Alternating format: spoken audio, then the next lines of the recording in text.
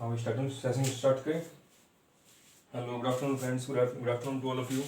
Good afternoon, सभी को नमस्कार, आदाब, सत श्री अकाल और ढेर सारा प्यार। ठीक नहीं है? आपका स्वागत है आपके अपने यूट्यूब चैनल नवीन सर जी के फिजिक्स पर। तो सबसे पहले तो मैं बोलता हूँ इस सेशन को शेयर और लाइक कर दो और साथ में साथ इसको सब्सक्राइब चैनल को जरूर कर देना। बस मेरी हम्बल रिक्वेस्ट है, सब्सक्राइब जरूर कर देना। चलो फालतू में बात करते हम चलते हैं। हमारा जो टॉपिक था वर्क, पावर एंड एनर्जी। ठीक है, तो हम कहाँ पर थे कल एक्चुअली कुछ थोड़ा टेक्निकल इशू हो गया था उसमें, तो कुछ पार्ट कट गया था वीडियो का। तो हम यहाँ पे चलते थे काइनेटिक एनर्जी के ऊपर। Kinetic energy and potential energy हम बात कर रहे थे। ठीक है, मीन्स गतिज ऊर्जा और स्थितिज ऊर्जा। ठीक है, तो हम इसके ऊपर बात कर रहे थे, दोनों के ऊपर, गतिज ऊर्जा और स्थितिज ऊर्जा के ऊपर। ठीक है, तो चलो चलते हैं, स्टार्ट करते हैं। फिर देखो हमने इसमें एक टॉपिक पढ़ा था, law of conservation. Law of conservation, law of conservation क्या था? देखो हमने क्या किया था, लॉ ऑफ कंजर्वेशन हम दोनों को प्रूव किया था। देखो ठीक है, मैं एक बार दोबारा रिकॉल करवा देता हूँ, इसको रिकॉल कर लेते हैं दोबारा अच्छे से। देखो क्या होता है,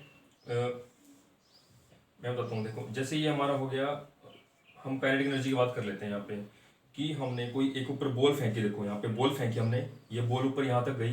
ठीक है, यहाँ पर इसका एंड था और ये इसकी क्या थी, इसकी हाइट थी। ठीक है, और अब देखो इस केस में देखो, जब हम कोई ऊपर बॉल फेंकते हैं, कोई भी चीज़, कोई भी ऑब्जेक्ट, मैं एग्जांपल लेता हूँ बॉल का, कोई भी ऑब्जेक्ट हम ऊपर फेंकते हैं, तो क्या होता है कि वो एक मैक्सिमम हाइट तक जाता है। ठीक है, जो इसकी मैक्सिमम हाइट होती है, देखो ये वाली मैक्सिमम हाइट, देखो मैक्सिमम हाइट होती है, वहाँ पे क्या होता है, वहाँ पे हमारा पोटेंशियल जो एनर्जी होती है वहाँ पे मैक्सिमम हो जाती है। वहाँ पर पोटेंशियल एनर्जी वहाँ पर मैक्सिमम हो जाती है।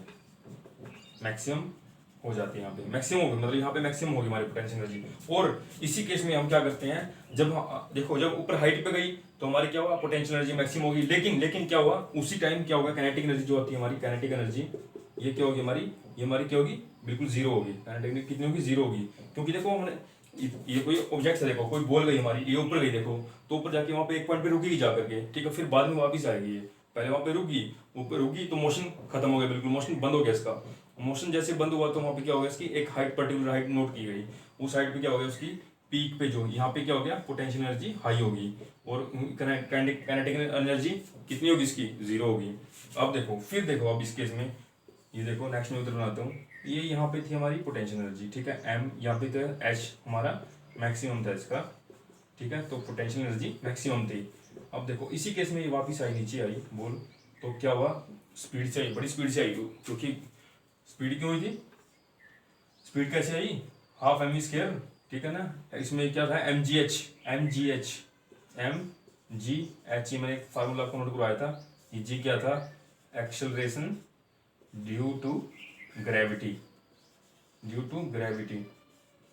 ठीक है, यहाँ पे क्या हुआ, अब बॉल स्पीड से नीचे आई, देखो ये नीचे आई, तो काइनेटिक एनर्जी है ना जो हमारी, वो हमारी अब क्या होगी, मैक्सिमम होगी भाई।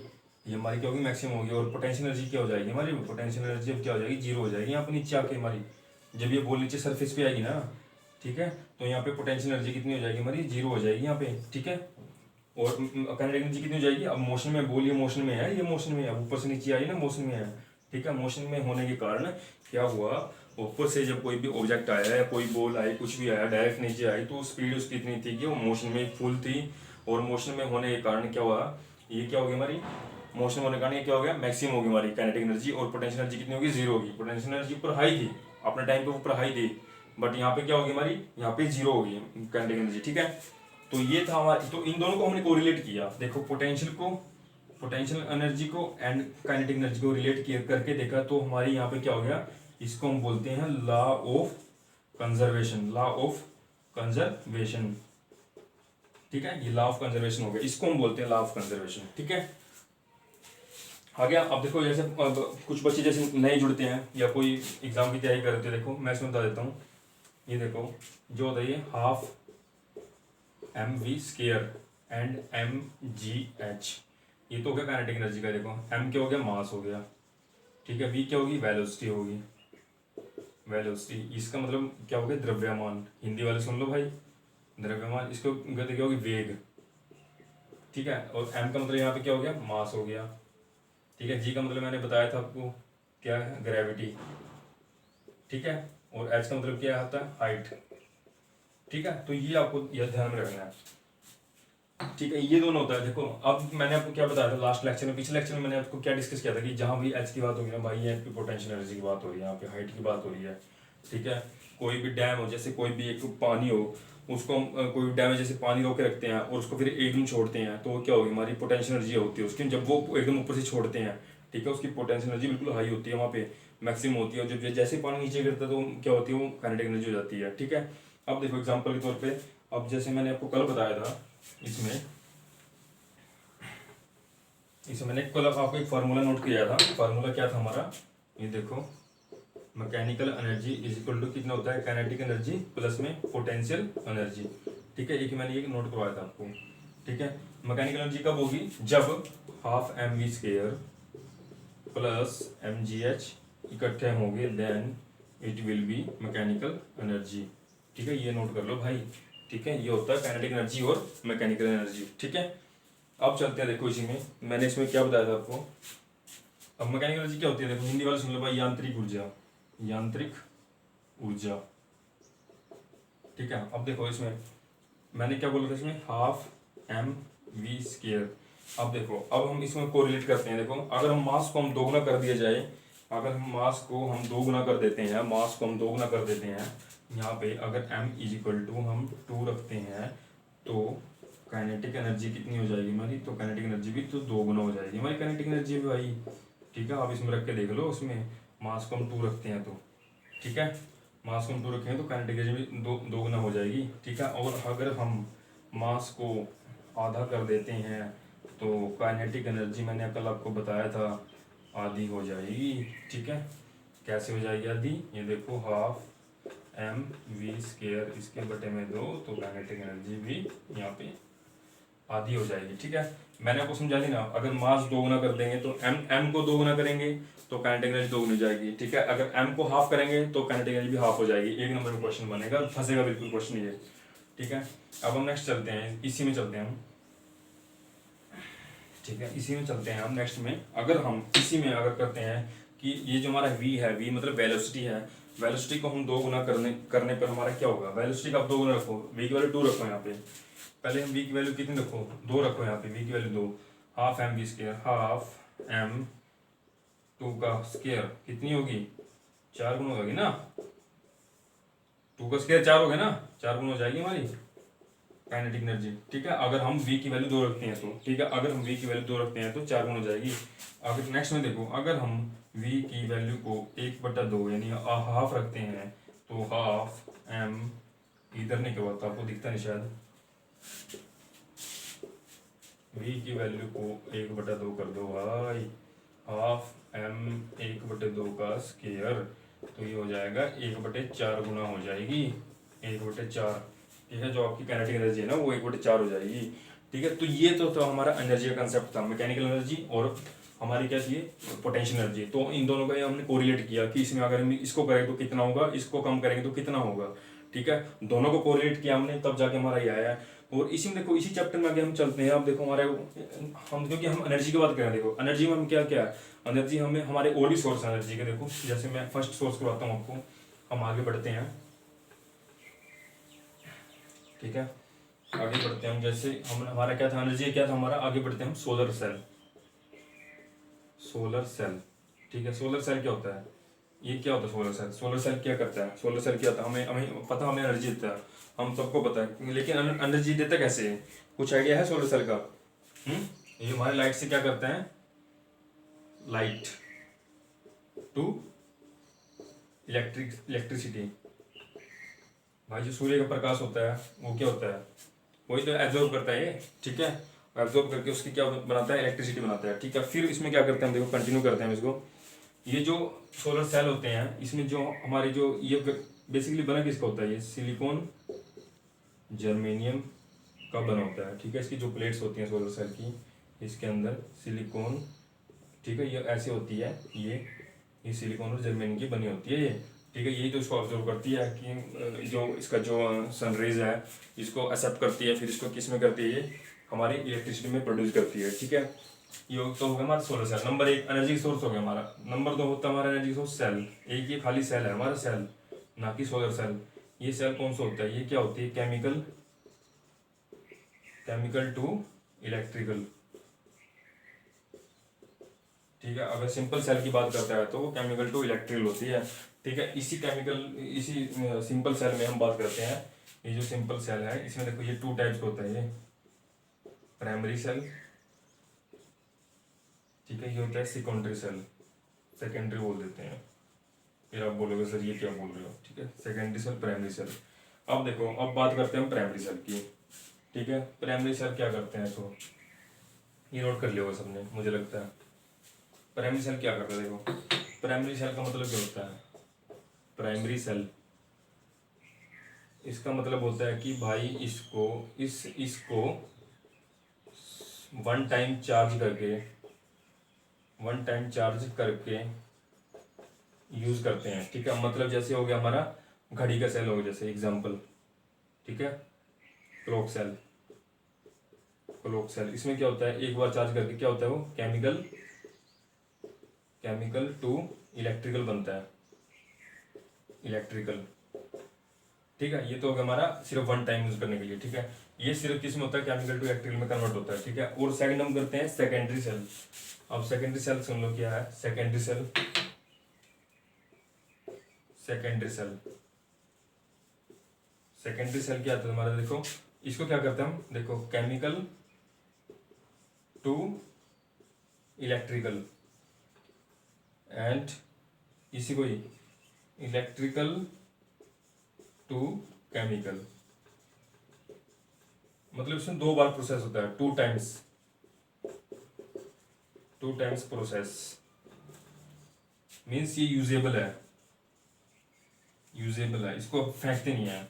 एग्जाम्पल के तौर पे आप लगा लो, एग्जाम्पल के तौर पे क्या दोगे आप, एग्जाम्पल के तौर पे बताओ क्या दोगे, मैं दूं एग्जाम्पल। जैसे हम देखते हैं यहाँ पे बर्गर अलार्म, नहीं सॉरी बर्गर अलार्म बोल रहा हूँ, ये सेल की बात हो रही है हमारी। तो एग्जाम्पल तौर पे क्या लोगे, देखो एक सेल तो होते हैं हमारे सिंपल वाले, घड़ी वाले, ठीक है। और कौन से सेल होते हैं हम जो इसको यूज कर सकते हैं, देखो हम करते हैं यूज कि इसको दोबारा चार्ज कर देते हैं। अब जैसे फोट आजकल जो कैमरे होते हैं, कैमरे वाले क्या करते हैं, उन सेल को रिचार्ज कर देते हैं, ठीक है। उसमें क्या होता है, डबल प्रोसेस होता है, देखो इलेक्ट्रिकल से केमिकल, केमिकल से इलेक्ट्रिकल। अगर वो सेल खत्म हो गया तो दोबारा उसको हम चार्ज कर देते हैं। और सिंपल एग्जाम्पल है फोन की battery, phone battery,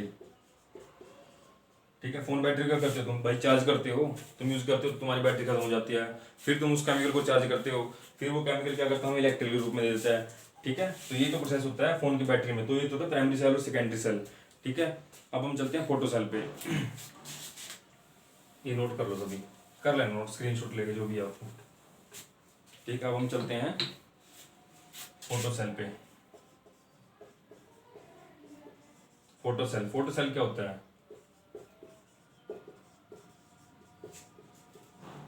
light energy to electrical, ठीक है। लाइट एनर्जी क्या करता है, इलेक्ट्रिकल में कन्वर्ट करता है, लाइट एनर्जी क्या करता है, इलेक्ट्रिकल में कन्वर्ट करता है, ठीक है। अब देखो, अब इसका एग्जांपल क्या होगा फोटो सेल का, देखो तो पहले प्रिंसिपल देख लो। अब देखो प्रिंसिपल 2 टाइप्स के होते हैं, आप कौन सा प्रिंसिपल यूज करोगे, ये वाला या ये वाला, बता दो मेरे को एक बार, कमेंट कर देना कौन सा प्रिंसिपल यूज करोगे। ये वाला मत करना भैया, ये वाला तो हमारा हम स्कूल कॉलेज में यूज करते हैं हम, ठीक है।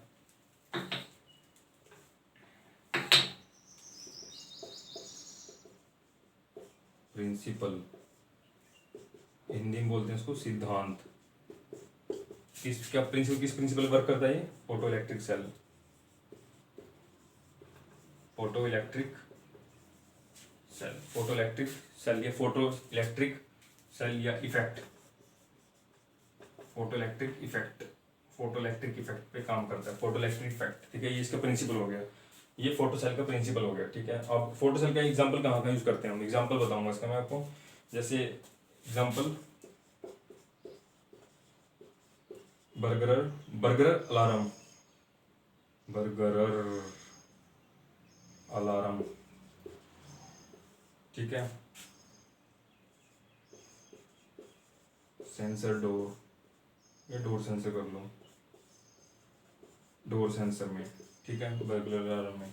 जैसे कोई म्यूजियम होते हैं बड़े बड़े, ठीक है, म्यूजियम होते हैं, या कोई भी हमारा ये लगा लो कि हमारा कोई सिनेमा हॉल हो गया इस टाइप का, ठीक है, और तो उसमें जो बड़े बड़े बैंक हो गए हमारे, जो अलार्म लगे होते हैं ना, वो यही होता है इसमें। इसमें क्या होता है, फोटो फोटो सेल लगा होता है। वो क्या करता है, वो जैसे कोई भी इंसिडेंट होता है तो उससे पहले वो उसको क्या अलर्ट कर देता है भी हाँ यहाँ पे ये गड़बड़ है। जैसे example smoke detector, smoke detector हो गया, जैसे स्मोक डिटेक्टर एग्जांपल के तौर पे। अब स्मोक डिटेक्टर करेगा क्या, ये थोड़ी बताएगा कि जब आग लग जाएगी तो भाई पूरा जल जाएगा तब अलार्म हो जाएगा, नहीं, उसको एक सेंस आ जाएगी, उसको स्मेल, उसको सेंस कर लेगा कि हाँ यहाँ पे थोड़ा थोड़ा सा पॉइंट भी कुछ एक स्मोक का है, पार्टिकल है, तो वो सेंस कर देगा तुरंत उसी टाइम। मतलब इतना वो नहीं होगा, इतनी ज़्यादा इंजर्ड टाइप, मतलब कुछ ऐसी नहीं होगी, इंसिडेंट नहीं होगा, तो वो मतलब पहले बता देगा।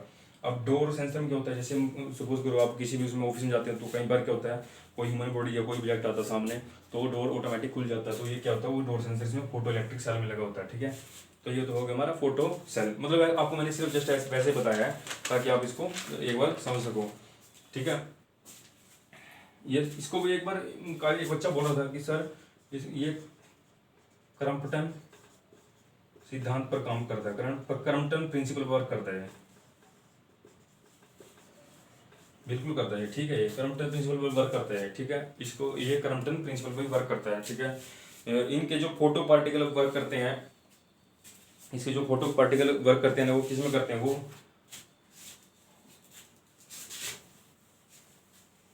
इसके जो फोटो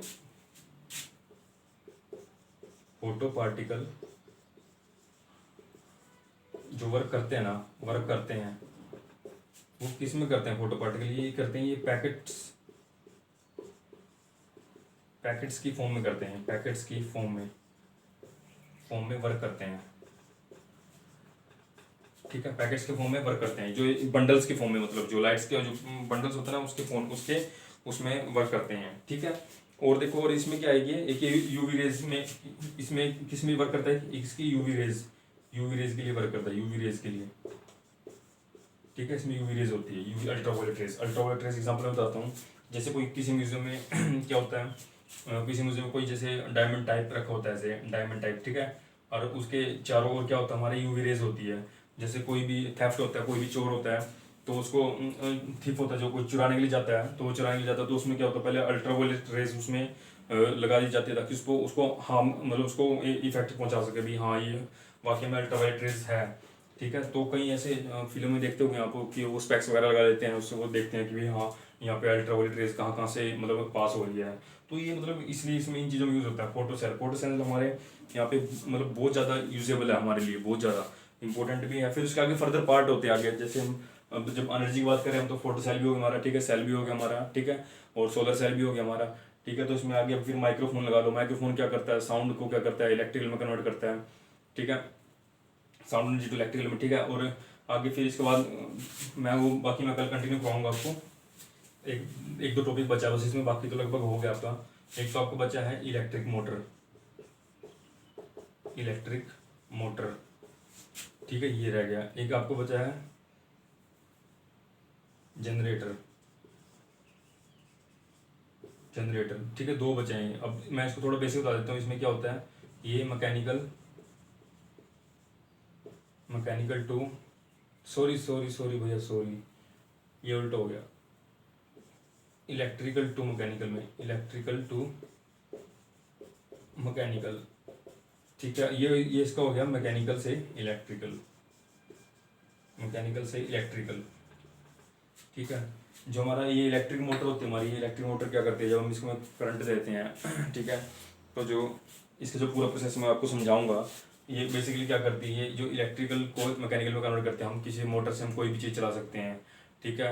ये जो हमारी गाड़ी होती है इसमें क्या होती है, मोटर भी होती है। मोटर किससे स्टार्ट होती है, पहले सेल्फ स्टार्ट होती है। सेल्फ में क्या होता है, बैटरी में क्या होता है, करंट में किसी में इलेक्ट्रिकल में होता है और मैकेनिकल में कन्वर्ट कर देता है। जनरेटर क्या सिंपल सी बात है, जनरेटर तुमने देखा होगा, हम कोई भी चीज़ स्टार्ट करते हैं, ठीक है, वो मैकेनिकल टू इलेक्ट्रिकल में कन्वर्ट हो जाती है। जनरेटर स्टार्ट करते हैं तो लाइट आ जाती है, आपने देखा भी होगा। ये मैकेनिकल प्रोसेस होता है अंदर, मैकेनिकल प्रोसेस उसको फिर किस में कन्वर्ट कर देता है, इलेक्ट्रिकल में। और इसको क्या बोलते हैं, इसको डायनामो बोल देते हैं, डायनामो के नाम से बोल देते हैं इसको, डायनामो, ठीक है। ये होता है हमारा जनरेटर, ठीक है, बाकी मैं इसको कल कंटिन्यू करूँगा। और चैनल को सब्सक्राइब कर देना, लाइक कर देना। Thank you so much. हाँ, सेशन ऑफ कर दो नेक्स्ट क्लास के लिए।